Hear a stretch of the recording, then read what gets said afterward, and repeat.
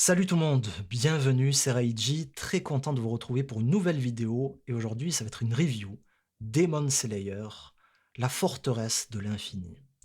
Je suis très content de vous retrouver pour vous en parler et écoutez, je vous le dis, ce film, il faut le voir. Je vais vous dire ce que j'ai ressenti, hein, je l'ai vu il y a un peu plus d'une heure, ça a été un énorme coup de cœur. Si je dois garder un seul mot pour le résumer, c'est waouh. Et je vais vous expliquer pourquoi aujourd'hui. Dans un premier temps, hein, pour vous donner un petit peu l'eau à la bouche pour ceux qui l'ont pas vu, qui veulent aller le voir ou qui hésitent. Et dans une deuxième partie, on va être full spoiler et je vais vous partager ce que j'ai analysé, ce que j'ai compris. Et j'aime bien faire ça, vous le savez, j'écris mes histoires sur cette chaîne. J'écris des histoires que je vous lis au format livre audio. Et de temps en temps, j'aime bien la culture japonaise, hein. C'est ce que j'aime raconter, donc je vous fais des reviews notamment d'animés. Et écoutez, je ferai ça avec vous tout à l'heure, donc n'hésitez pas en commentaire, on analysera ça en détail pour la partie spoiler. N'hésitez pas à bombarder la vidéo de likes, ça aide grandement parce que ce robot YouTube, des fois j'ai envie de l'attraper comme ça, là, il nous met pas en avant. Peut-être que ce sont mes lunettes qui lui plaisent pas, je ne sais pas, mais en tout cas, vous de votre côté, vous avez ce petit geste à faire qui aide grandement et merci beaucoup. Alors écoutez, Demon Slayer, la forteresse de l'infini. Déjà, ne serait-ce que le titre, ça vient un petit peu résumer ce qu'on nous propose. C'est une forteresse. Tous nos protagonistes qu'on connaît dans Demon Slayer, quasiment, se retrouvent là-dedans, entourés de démons. Et donc, ça annonce qu'une seule chose, ça va être full combat, ça va envoyer dans tous les sens. Et c'est l'une des forces de cet animé. Les combats sont magnifiquement réalisés, c'est très beau. Il y a une sorte d'esthétique dans les mouvements, dans les enchaînements. Et on en prend plein les yeux dans ce film, surtout que voilà, c'est sur grand écran. Donc c'est une bonne initiative. Et évidemment que ce studio n'allait pas s'en priver. Après le succès du premier film qui a battu des records, tous les records au Japon au box-office, eh ben, il y a 3 films maintenant qui vont arriver pour conclure cette œuvre. C'était la dernière saison, il me semble, de l'animé qu'on a vu. Et maintenant, on va voir à chaque fois cette initiative. Et moi, je vous avoue que je ne suis pas contre. Vraiment, je ne suis pas contre parce qu'avec ce que j'ai vu aujourd'hui, mais waouh, je signe, oui, bien évidemment.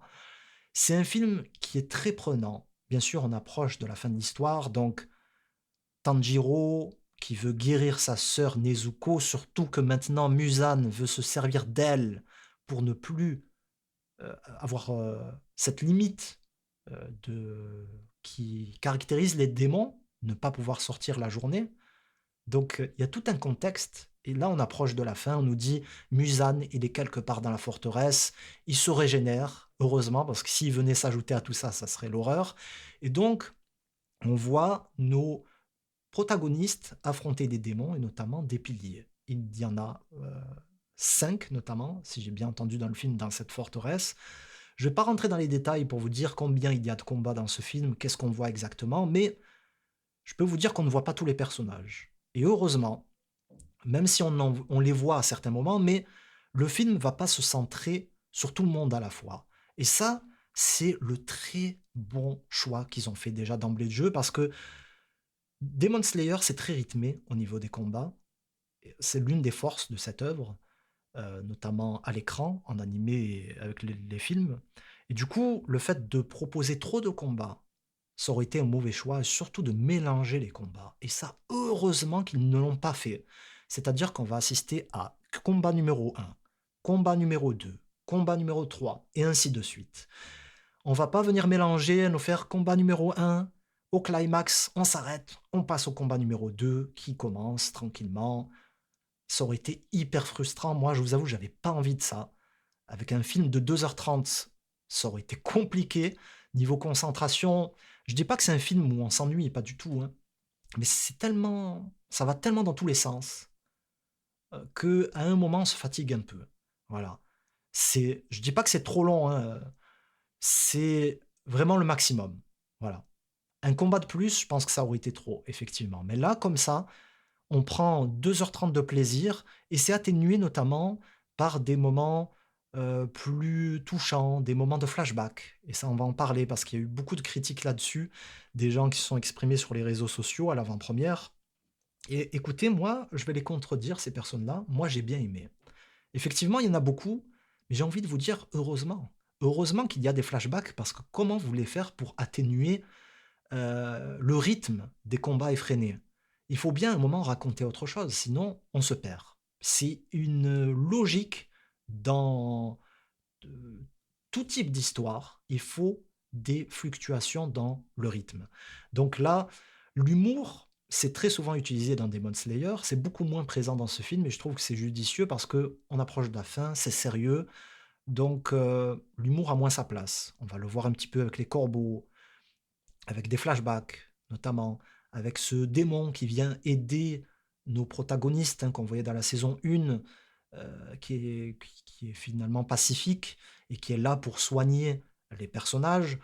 Voilà, ça va être de cette façon-là et notamment avec Tanjiro au début du film et puis c'est tout. Sinon, c'est du sérieux, on le voit avec Zenitsu notamment, heu, je crois que, ouais, sur ma tablette, je voulais vous le montrer, tiens, on va montrer un petit peu, heu, il est méconnaissable, hein et comme beaucoup de personnages d'ailleurs qui sont très, très charismatiques, celui-là, oh ce pilier. Ils sont très, très classe et ça aussi, c'est l'un des premiers trucs que j'ai ressenti en voyant, le film, hein, se dérouler. Je me suis dit: «Mais waouh!»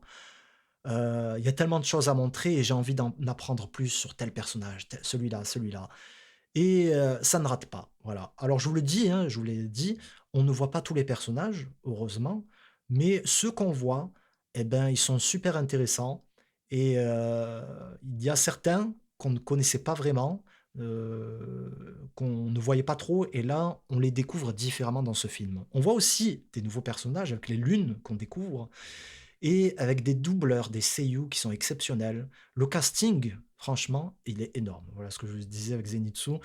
Le casting dans ce film, il est vraiment énorme. Un petit coucou à mon chouchou Kana Hanazawa, une seiyū que j'aime beaucoup, qui est présente bien sûr, même si on la voit pas beaucoup dans ce film, mais voilà, on a j'ai reconnu Rainer de SNK avec un nouveau personnage qu'on voit. La lune numéro 2 aussi, c'est un seiyū très connu qu'on voit pour son ton faussement amical, c'est-à-dire un petit peu doux, mais sadique en même temps. Je suis sûr, vous avez reconnu plein de personnages d'animé. Voilà, c'est un très bon casting. Au niveau de la bande son aussi, Aimée qui est là pour introduire ce film, cette, chanteuse J-pop qui a toujours, ce ton un petit peu mélancolique, dramatique, qui vient bien lancer le film, c'est-à-dire les personnages qui tombent à la verticale dans la forteresse, qui sont perdus, qui sont encerclés, voilà. Donc ça, c'était un bon ajout et la bande son tout le long, c'est épique, il y a des moments tristes qui sont bien emmenés, c'est excellent et surtout, il faut parler du point de vue visuel. Voilà, je vous ai dit en introduction, la forteresse, je ne sais pas si on va la voir un petit peu, mais cette forteresse, ah oui, on a Elisa aussi, hein, on a aimé Elisa, je ne savais même pas. La forteresse, elle est magnifique. On a différents points de vue, différents environnements. On a un dojo à un moment, on a des habitations purement japonaises, on a des décors verticaux, voilà, on voit un petit peu tout ça et surtout, j'ai été choqué par la profondeur du décor. Mais la profondeur, elle est tellement exceptionnelle et ça parce qu'ils font le choix, bien évidemment, d'utiliser, la machine et tout ce qui est fait à l'ordinateur et heureusement parce que d'un point de vue humain, on pourrait pas en faire autant et waouh, on a des plans larges dans le film, on va nous montrer toute la forteresse. Et toi, en tant que spectateur, tu te dis tu as le tournis, en fait. Tu te dis: «Mais comment ils vont faire ces personnages pour s'en sortir? Pour les battre? Pour réussir leur objectif?» On en vient à douter nous-mêmes. Donc c'est très bon. Franchement, moi, cette forteresse, j'ai beaucoup apprécié. Ils sont enfermés là-dedans. On a un petit peu ce sentiment un petit peu, claustrophobique, je sais pas si ça se dit, mais voilà, où on se sent, à l'étroit, parce qu'on est coincé dans ce piège et qu'on a tous ces démons qui sont prêts à attaquer et voilà. J'aime beaucoup ce qui est fait aussi en effet de lumière et ça, c'est très présent dans ce film. C'est l'une des caractéristiques de cet animé, mais dans le film, on le voit d'autant plus dans les yeux des personnages. On va avoir des reflets de couleurs. On va voir dans cette forteresse de la chaleur en arrière-plan, un petit peu partout, hein. Ouais, ce qu'on voit dans mon décor, c'est fois 10 000.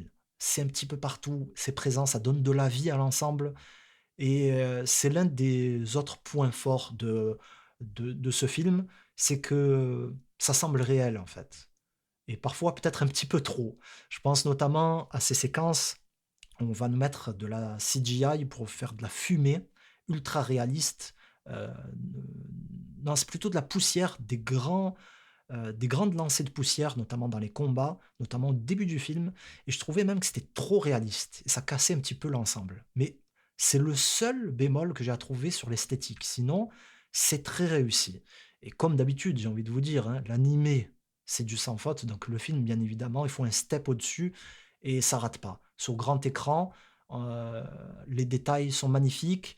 On ne peut pas se dire: «Ah, le décor, là, il est un petit peu moche à tel endroit». Vraiment, on en prend plein les yeux, on se surprend à analyser tel coin de l'écran et à regarder telle chose. Donc voilà, c'est un film à voir au cinéma. Parce que ça, je pense que vous aurez pas le même ressenti à la maison et ça, ce point-là, c'est peut-être mon préféré dans le film. Après le reste, ça reste, du combat. On va essayer de changer nos formulations de phrases parce que le reste, c'est le reste. Voilà. Hem c'est du combat. Donc il y a rien de grandement surprenant, si ce n'est que on va essayer de nous apporter une sorte d'enseignement dans ce film. On va nous parler de la faiblesse et le fait de devenir fort. Alors c'est un thème récurrent dans cette œuvre et dans les shonen, mais c'est présenté à chaque combat de manière judicieuse et j'ai bien aimé comment c'est emmené et chaque personnage va en parler différemment, sans savoir que l'autre le fait aussi de son côté, un peu plus tard et ça nous apporte à nous, en tant que spectateurs, vu que c'est un film, une sorte, d'enseignement, une sorte de morale. Et je vous avoue que j'ai été surpris par la conclusion.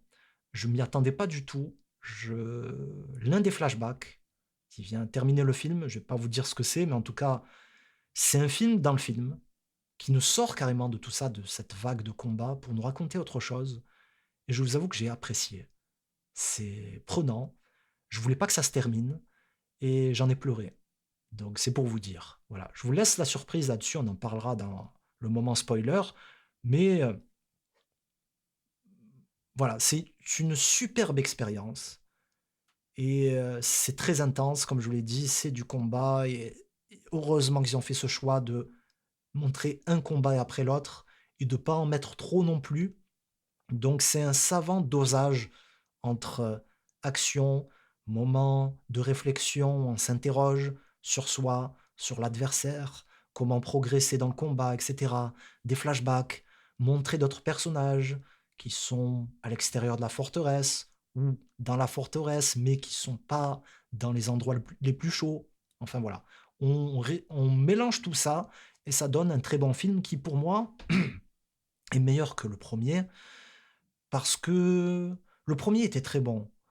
Mais là, j'aime cette sensation de me dire: «Nos personnages sont perdus là-dedans» et de me dire: «On va pas couper le combat à tel moment».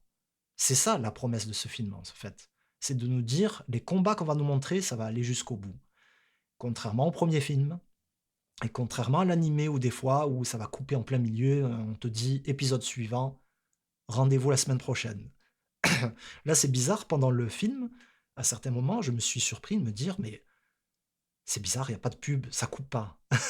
C'est pas ce que j'ai l'habitude de voir, il y a pas de coupure, ça continue» et du coup, c'est étrange. C'est étrange parce que le combat passe vite, vu qu'il y a peu de coupures dans les combats. Lorsqu'on va nous montrer autre chose, ça sera souvent après, et ça sera pas pendant et ça aussi, j'ai beaucoup apprécié. On laisse vivre l'instant présent. On n'est pas là à faire trop de coupures malvenues et à essayer de perdre le spectateur, avec des changements de rythme trop effrénés. Donc voilà, écoutez ce que j'avais à vous dire sur la partie non spoiler. Je tiens à rajouter un truc pour les personnes qui veulent aller le voir avec leurs enfants. Réfléchissez un petit peu avant de le faire, avec vos enfants notamment parce que, voilà, c'est interdit aux moins de 12 ans et je trouvais qu'il y avait des choses dans ce film qui étaient un petit peu, je vais pas dire choquantes parce que c'est un peu trop, mais voilà, c'est sanglant, Ça parle de membres démembrés. Il y a des passages vraiment, même pour des adultes, où ça fait réfléchir. C'est pas du pur shonen. Donc voilà. Vous allez pas voir un Miyazaki, vous allez voir quand même un film avec une violence vraiment présente. Voilà. Alors écoutez, maintenant pour la partie spoiler, je vous le dis, voilà, je le répète, c'est la partie spoiler. Revenez ici quand vous aurez vu le film pour les personnes concernées. Alors écoutez, le film commence avec ce flashback, le premier, où on a leur sensei, hein, ou pourfendeur de démons. J'ai oublié son nom, vous m'excuserez, je suis très mauvais là-dessus. Mais en tout cas, il est là pour leur dire, il a cette réplique avec le pilier de la roche. J'espère que c'est la dernière fois qu'un de mes protégés périra au combat. En gros, il n'y aura pas d'autre personne qui va mourir après ça.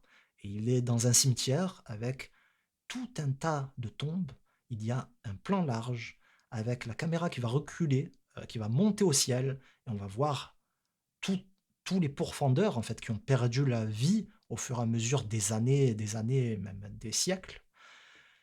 Et en gros, cette réplique, elle est là pour nous dire va y avoir des morts. Voilà. Moi, c'est comme ça tout de suite que je l'ai pris. Cette réplique-là, je me suis dit aïe aïe aïe, il va y avoir du truc. Et c'est pas comme certains animés où on va nous faire croire qu'il va y avoir des morts et au final il y en a pas, et il y en a jamais. Au final, tu es pas surpris. Là, vraiment, c'est une possibilité. On l'a vu déjà avec le premier film. Et on commence avec le combat de Shinobu. Donc, vous savez comment ça se termine. Et c'est un combat touchant, je trouve que c'est le bon choix de le mettre en premier. C'est un personnage que j'apprécie parce que elle est charismatique, elle parle pas beaucoup et elle dégage ce charisme malgré qu'elle est petite, heu, elle n'est pas comme les autres, piliers, hyper forte. Elle contrôle les insectes, donc ça semble moins impressionnant et pourtant elle dégage beaucoup de charisme. Donc c'est un personnage qu'on veut apprendre à découvrir un petit peu plus et c'est ce qu'il se passe dans ce film et c'est la première à introduire cette notion de faiblesse. En fait, elle a perdu sa sœur et elle retrouve son meurtrier, notamment avec cette lune, la lune numéro 2 qu'elle affronte. Et j'aime bien comment c'est emmené cette logique-là, voilà. C'est quelqu'un qui s'est enrôlé avec, les pourfendeurs de démons, les Demon Slayer, parce qu'elle voulait, venger sa sœur et protéger les faibles. Voilà. En gros, c'est une des morales qui est racontée dans ce film. Les faibles, on est tout le monde naît faible et on devient fort parce qu'on a d'autres personnes qui sont là pour nous protéger et en devenant fort, c'est à notre tour de protéger les autres. Et en gros, on doit se servir de cette force-là d'une manière positive et on doit faire preuve d'entraide vis-à-vis des gens et c'est le but de ces personnages qui sont des soldats, en fait et qui sacrifient, qui sont prêts à sacrifier leur vie pour autrui et c'est emmené justement avec ce personnage-là qui s'est enrôlé malgré son statut physique, c'est-à-dire qu'elle est frêle, au point de ne pas pouvoir trancher la tête d'un démon, ce qui est obligatoire pour le terrasser dans la plupart des cas. Donc, c'est pour ça que peut-être qu'elle utilise les insectes d'ailleurs. Donc, c'est très intéressant, c'est un combat qui m'a touché, qui était violent quand même, d'un point de vue émotionnel, parce que c'est un personnage doux. Elle affronte une lune qui est faussement douce, mais qui est très violente à la fois, qui fait preuve soi-disant de compréhension, mais en fait, heu, elle comprend une partie de ce que va ressentir les humains, mais de l'autre côté, elle veut les dévorer ou les tuer.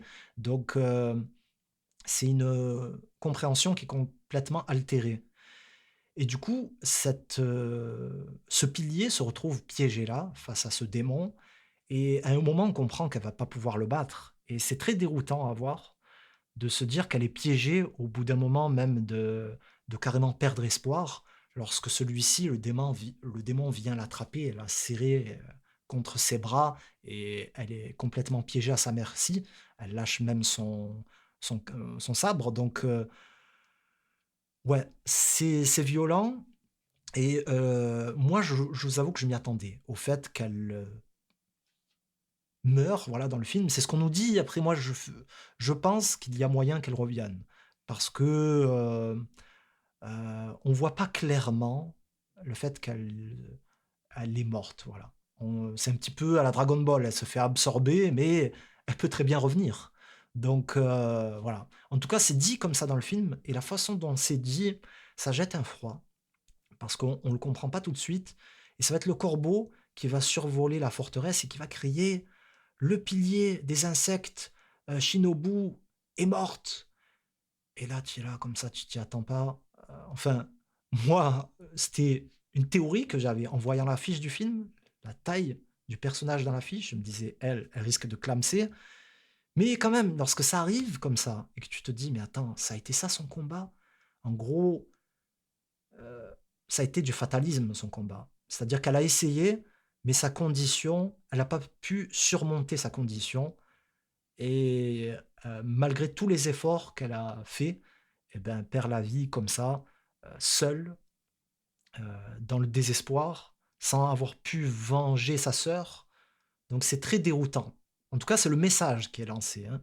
Parce que moi, ce qui me fait hésiter sur cette conclusion, c'est lorsque son disciple arrive dans la salle et la voit, être absorbé. D'ailleurs, c'est une image très déroutante, vraiment.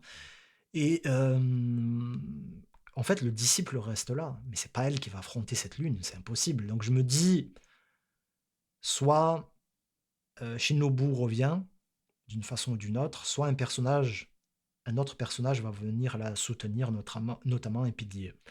Donc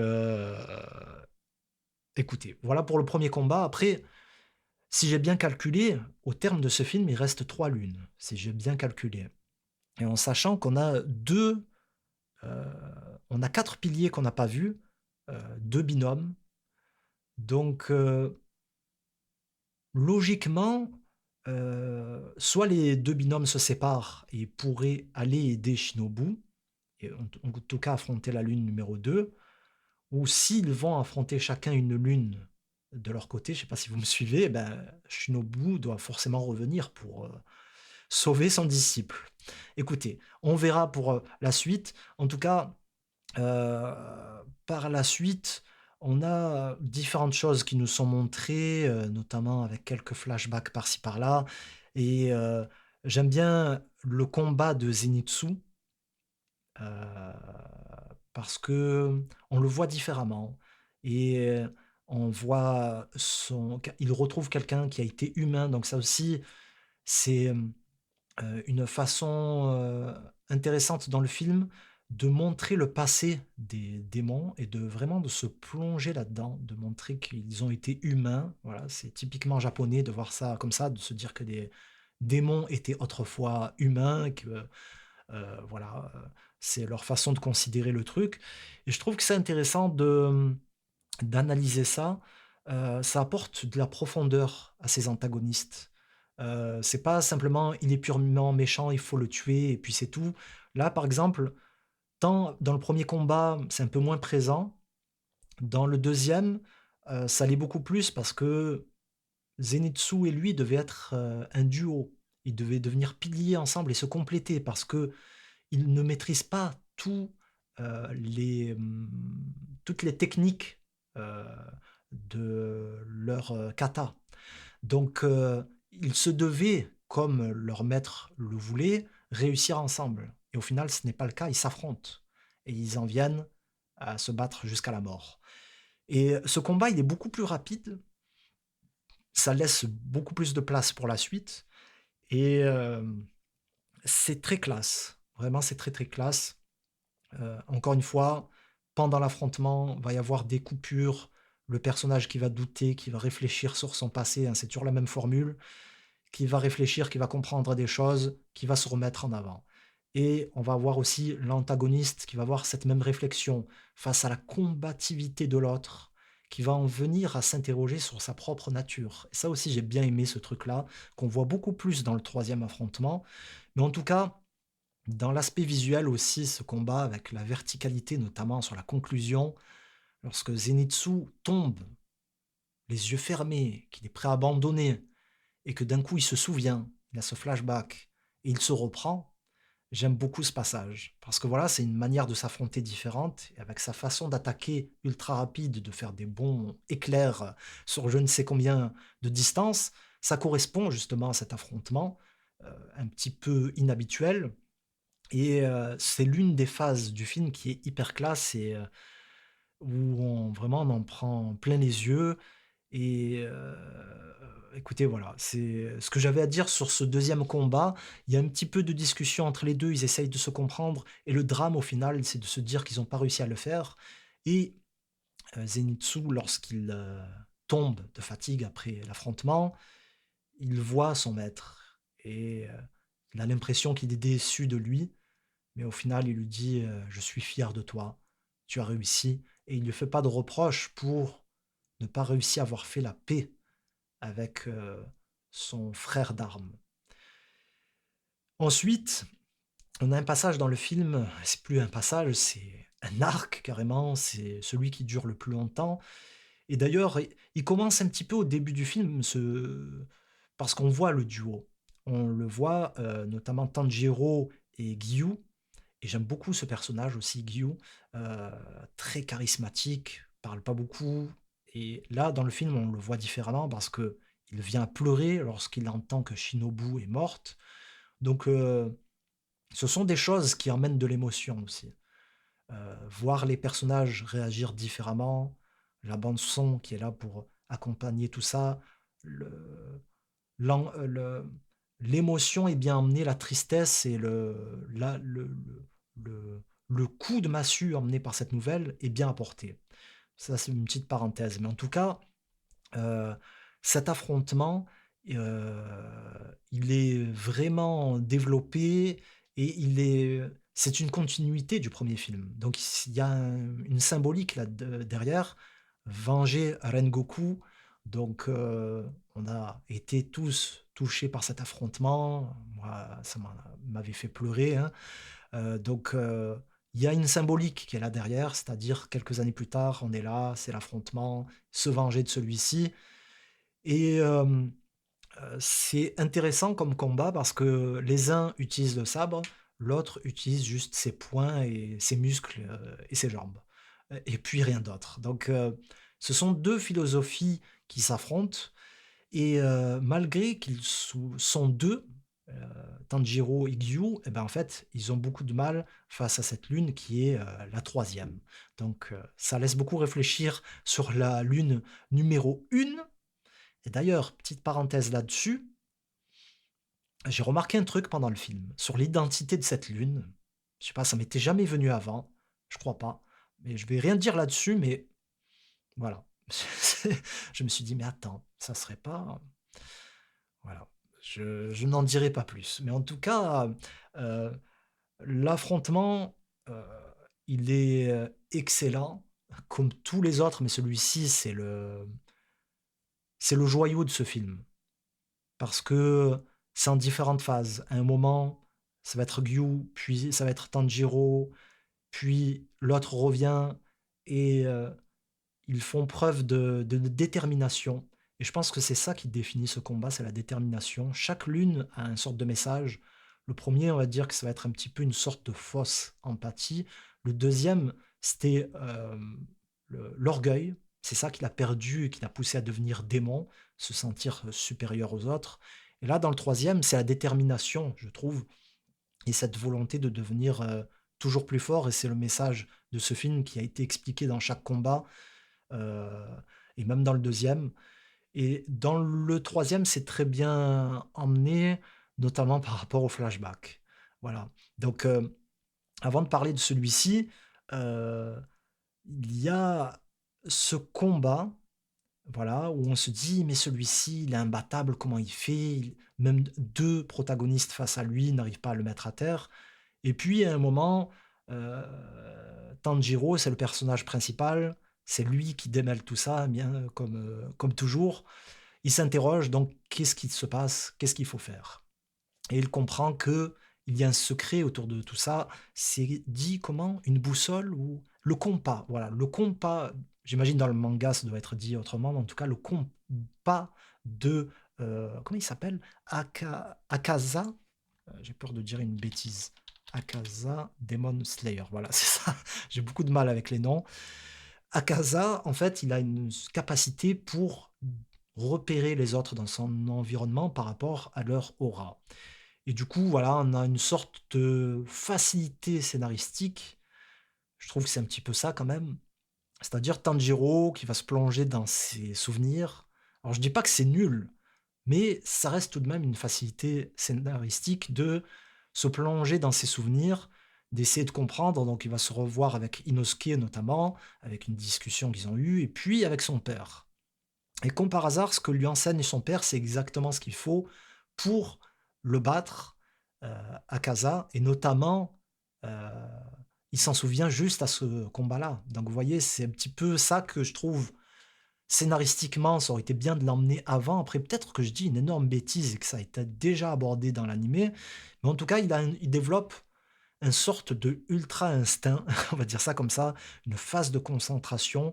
Le monde, comment ça s'appelle? J'ai oublié comment ça s'appelle. Le monde, oh là là, bien évidemment, ça m'a je l'ai oublié au moment où je fais la review, voilà, mais en tout cas, il voit les choses plus lentement, le temps semble ralenti, il comprend comment agit l'autre et surtout, il apprend que pour battre cette lune, il faut agir sans émotion.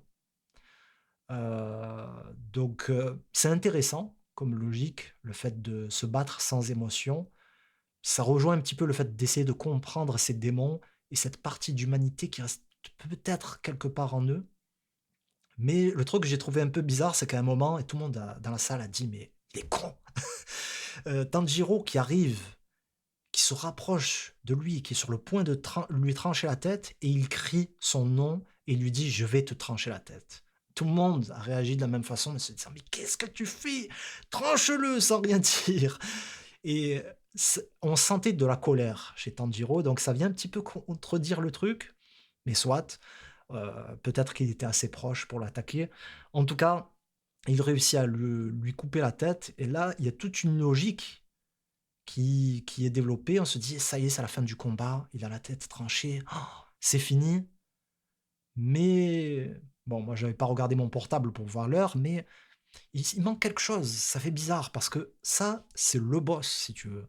C'est celui qu'on a vu dans le précédent film. Il faut un truc en plus dans sa conclusion, sinon ça sonne faux, comme s'il manquait quelque chose. Et ça va être emmené par cette deuxième phase où la tête disparaît, mais le corps reste. Et la détermination de ce personnage est telle qu'il veut revenir et que sa tête commence à réapparaître. Donc là commence la phase que j'ai préférée dans le film, c'est clairement le flashback, et il dure un moment. Franchement, je ne saurais pas dire combien, mais facile 20-30 minutes, et il est très bon. On voit tout le passé de ce personnage qui en devient touchant. Pourtant, on le déteste de base. Excusez-moi, j'aurais dû prendre une bouteille d'eau. C'est un personnage qu'on déteste de base par rapport à ce qu'il a fait dans l'animé, et là, on le voit complètement différemment. Et j'ai beaucoup aimé. Notamment, en fait, c'est quelqu'un qui a beaucoup de cœur, Akaza, parce que, en fait, il a toujours agi pour protéger ses proches. Alors je dis pas que le vol, c'est quelque chose de justifiable pour protéger les siens, pas du tout, mais c'était sa motivation. En tout cas, c'est quelqu'un qui avait du cœur et qui a essayé toujours de prendre des responsabilités qui étaient plus grandes que lui, qui s'est retrouvé trop faible, en fait, dans la vie. Comme beaucoup d'entre nous, écrasés par les épreuves et incapables de les surmonter parfois parce qu'on est tout seul. Et lui, il a été là très jeune à s'occuper de son père. Le drame, c'est que son père en vient à se suicider pour que son fils aille dans le oui, aille dans le bon chemin. Et moi, c'est comme ça que je le perçois. C'est pas dit dans le film, mais pour moi, j'en suis persuadé que c'est ça. C'est que en fait, il en venait à voler, à se faire attraper à chaque fois. Heu, C'était pour payer les soins de son père, et celui-ci en vient à se suicider pour l'épargner de cette charge. Un peu comme d'ailleurs, un autre écho, un autre passage du film, le maître de Zenitsu aussi qui se suicide. Donc, il y a souvent ce thème qui revient, hein, dans les 3 combats, c'est la perte, qui va être là, qui va nous hanter, qui va nous pousser à avancer et ce personnage, il retrouve un second souffle avec cette famille, notamment ce maître dans un dojo qui se bat avec ses mains, c'est un petit peu du karaté et du judo en même temps et il le prend comme disciple malgré le fait que c'était un délinquant, quelqu'un qui avait des tatouages pour dire sous l'ère Edo en fait qu'il avait, commis, plusieurs, heu, vols et qu'à la prochaine fois on allait lui couper les mains. Excusez-moi. Donc c'est vrai que, c'est un passage, qui est fort à ce moment-là parce qu'on se dit: «Ça y est», on doute presque, à se dire: «Ce personnage va retrouver une humanité et va retrouver, quelque chose de positif dans sa vie». Il découvre la jeune fille, la fille du maître, qui est malade. Il prend soin d'elle. C'est un petit peu pour combler ce manque, excusez-moi, par rapport à la perte de son père, jusqu'au moment où elle finit par se rétablir. C'est un passage très beau. Elle se rétablit, il a gardé espoir, il a été là, il a été persévérant et déterminé et il y a carrément cette scène où, heu, le père vient proposer, ce mariage entre les 2, dire: «Voilà, ma fille est amoureuse de toi et voilà, je veux que tu sois l'héritier de mon dojo et que tu sois là pour, être l'homme de ma fille». Et c'est très, très beau comme, passage parce qu'elle est toute rouge, comme une tomate et cetera. Je trouve ça trop mignon, mais elle n'a pas honte de ses sentiments. Elle tient à être présente pour, dire que c'est vrai et pour attendre sa réponse. Et lui vient le faire à la japonaise en se prosternant pour dire que il est d'accord, il est honoré de cela. Après, je vous avoue qu'il y a un truc, je crois, hein, voilà mon interprétation, un petit peu plus loin, il y a le hanabi, le feu d'artifice, et il est là à se balader avec elle, et elle lui dit qu'elle l'aime et qu'elle a été touchée parce qu'il s'est occupé d'elle et qu'il a été toujours présent, qu'en fait, il a été le seul à garder espoir par rapport à sa maladie. Ce passage, est-ce qu'il est réel ou pas? Quel est votre point de vue? Moi, j'ai l'impression que ça n'a pas eu lieu parce qu'il dit: «En fait, j'ai pas réussi à tenir ma promesse, celle de l'emmener voir le hanabi». Et là, justement, ils vont le voir. Donc, vous voyez, c'est un petit peu un passage ambigu, surtout que ça me semble que, celui-ci arrive à la toute fin, donc on s'interroge beaucoup. En tout cas, moi, ça a pas raté, ça m'a fait pleurer parce que je sais plus quel son, mais il y a un son à un moment qui m'a déclenché et moi je fonctionne très souvent comme ça. Dans les moments tristes, les silences ou les sons qui arrivent un petit peu dramatiques, un bruitage, hein, tout simplement. Ça m'envoie direct et il y avait du monde à côté de moi, donc j'aurais pu me laisser aller beaucoup plus, mais franchement, ça m'a beaucoup touché et j'ai été surpris parce que c'est un personnage, comme je vous l'ai dit, qu'on n'apprécie pas du tout par rapport à ce qu'il a causé. Mais là, on va pas comprendre ses motivations, hein. On n'en arrive pas là non plus à se dire: «Il avait raison», pas du tout. Mais, heu, on voit la logique de sa vie. C'est quelqu'un, en fait, qui aurait pu avoir une trajectoire de vie différente, mais par rapport aux épreuves et par rapport à certains choix qu'il a faits et à la méchanceté d'autrui, par rapport à ce dojo adverse qui a empoisonné ses bien-aimés, eh ben, il a pris une tournure catastrophique. Et en tant que spectateur, on en vient même à vouloir qu'il fasse ça à ce moment-là, lorsqu'il tue ces 2 personnes innocentes et notamment la jeune fille qui avait survécu, qui allait mieux, par rapport à sa maladie.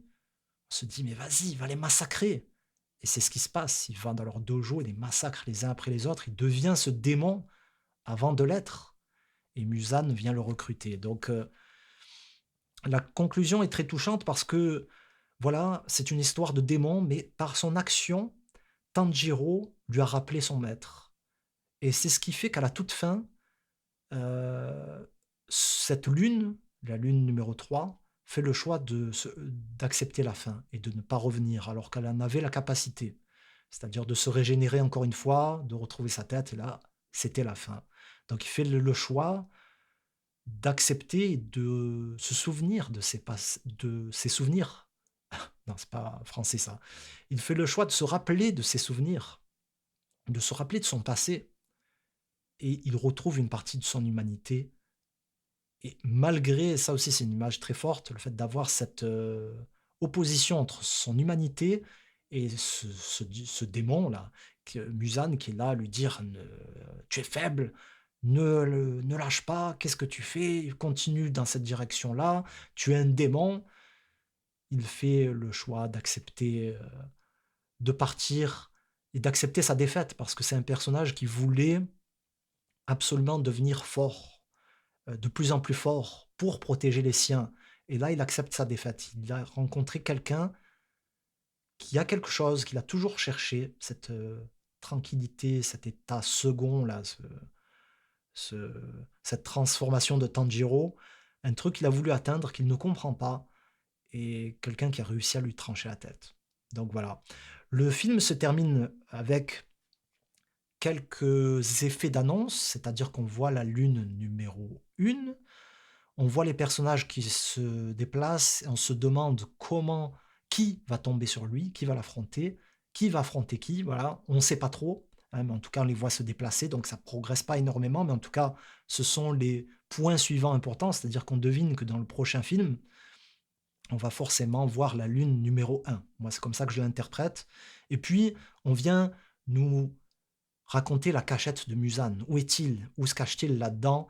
Avec ce plan large, et on nous montre une ville immense. Et si j'ai bien compris, elle fait que de se développer par rapport à... C'est une lune aussi hein, qui utilise cet instrument japonais pour faire bouger la forteresse. Donc ça aussi, ça sera très intéressant à voir en combat. En tout cas, voilà ce que j'avais à vous dire sur ce film. N'hésitez pas à réagir en commentaire. 40 minutes, ça a été bien plus long que ce que je voulais, donc je vais m'arrêter là-dessus. N'hésitez pas à aller voir ce que je fais d'autre sur ma chaîne, notamment mes livres audio, mes histoires que je vous raconte et que j'analyse en votre compagnie, si vous avez aimé ce que j'ai fait. Et sur ce, à très bientôt pour d'autres contenus. Merci tout le monde.